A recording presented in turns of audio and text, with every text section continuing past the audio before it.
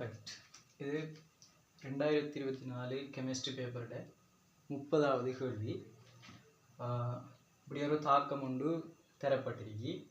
So இந்த தாக்கத்தில் அவர் சந்திரிக்க தரவு கேசி பெருமானம் தந்திரிக்கு 50. அதோட உங்களுக்கு வெப்பநிலை 600 கெல்வின் தரப்பட்டிருக்கு. அதே போல் கனவளவு சொல்கிறார் டெசிமீட்டர் 2 டெசிமீட்டர் கனம். இது ஒரு விரைத்த ஒரு கொள்கலன் என்று சொல்லப்படுது. இப்போ இவர் கேட்கார் என்னென்னு சொன்னால் கியூசியையும் கேசியையும் ஒப்பிட சொல்கிறார். கியூசியையும் கேசியையும் ஒப்பிட சொல்கிறார். இப்போ கேசி கியூசி ரெண்டுக்கும் இடையில் என்ன வித்தியாசம் என்று சொன்னால் கேசி என்று சொல்கிறது இப்போ நாங்கள் இந்த 3 வாயுக்கள் இருக்குதானே, இந்த 3 வாயுக்களையும் ஒரு விரைத்த ஒரு கொள்கலத்தில் இப்படி இது ஒரு கொள்கலம் என்று சொன்னால் இந்த கொள்கலத்தில் இந்த 3 வாயுக்களையும் ஆரம்பத்தில் நாங்கள் போட்டு அது முத்தாக்கம் நடைபெறும், பித்தாக்கம் நடைபெறும், எல்லாம் நடைபெற்று ஒரு சமநிலைக்கு அந்த தொகுதி வரும். இந்த வாயு தொகுதிகள் ஒரு சமநிலைக்கு வரும். அந்த சமநிலை அந்த சந்தர்ப்பத்தில் நாங்கள் கணித்துப்படுற அந்த சமநிலை மாறிலி தான் இந்த கேசி. இந்த கேசி பெருமானம்ன்றது சமநிலை டைமில் இருக்கக்கூடிய அந்த பெருமானம். இப்போ நாங்கள் கேசிக்குரிய சமன்பாடு விளைவுகள் HI கேஸ் இங்கே 3:2 இருக்கிறதால மோல் ரேஷியோ இங்கே மேலுக்கு வர்க்கம், கீழே H2 கேஸ் அவர சொரிவு, I2 கேஸ் அவர சொரிவு.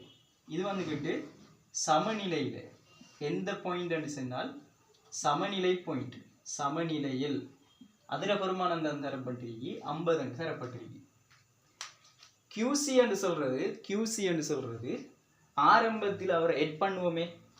இப்போ இது ஒரு பாத்திரம் ஒரு கொள்கலம் என்றால் இந்த 3 வாயுக்களையும் நான் ஆரம்பத்தில் எட் பண்ணுற டைமில் எட் பண்ணுற அந்த கணத்தில் அந்த பாயிண்ட் ஆஃப் டைம் அந்த எட் பண்ணுற அந்த பாயிண்ட் ஆரம்ப பாயிண்டில் இருக்கக்கூடிய அந்த சமநிலை மாறிலிக்குரிய பிரமாணம் தான் இந்த கியூசி. இந்த கியூசியை அடிப்படையாக வச்சுக்கொண்டு தான் இந்த தாக்கம் முன்னோக்கி நடைபெறுமா பின்னோக்கி நடைபெறுமான்னு நாங்கள் இன்டர்பிரேட் பண்ணலாம், எதிர்வு கூறலாம். இப்போ இந்த ஆரம்பத்தில் சொல்கிறாங்க என்னென்னு சொன்னால் ஆரம்பத்தில் சம மூலர் அளவு போடுறாங்க, ஒவ்வொன்றையும் சம மூலர் அளவு போடுறாங்க. இப்போ ஆரம்பத்தில் ஆரம்ப மூல் இவரும் எண்மூல் தான், இவரும் எண்மூல் தான் போடுறது ஆரம்ப மூல். ஆகவே ஆரம்பத்தில் கியூசிக்குரிய ஒரு பெருமானம் நாங்கள் கணிக்க போகிற டைமில் HI கேஸின் செறிவென்றால் அவர் N/V அதன் வர்க்கம், கீழே H2 கேஸுக்கும் N/V தர I2 கேஸுக்கும் N/V. ஏன்னா அந்த கனவளவு வந்துக்கிட்டு விரைத்த கொள்கலம் கனவளவு மாறாது. ஸோ இந்த வியில் மாற்றம் இல்லை.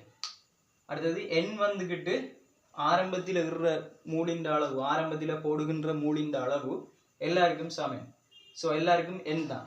ஸோ மேலுக்கும் N வர்க்கம் B வர்க்கம், கீழுக்கும் N வர்க்கத்துக்கும் B வர்க்கம். ஆகவே இந்த பெருமானம் வந்துக்கிட்டு 1, இந்த பெருமானம் 1 வரும்.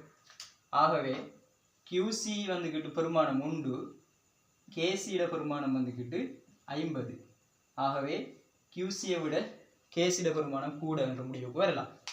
அவை கேசிட பெருமானம் கூடுதலாக இருக்கி என்று சொன்னால் தாக்கம் முன்னோக்கி நடைபெறும். அதை நாங்கள் இன்னொரு விதத்தில் பார்க்கலாம். எப்படி என்று சொன்னால் இப்போ சமநிலையில் எது வந்துக்கிட்டு கூடுதலாக இருக்கும் என்று கேட்காங்க.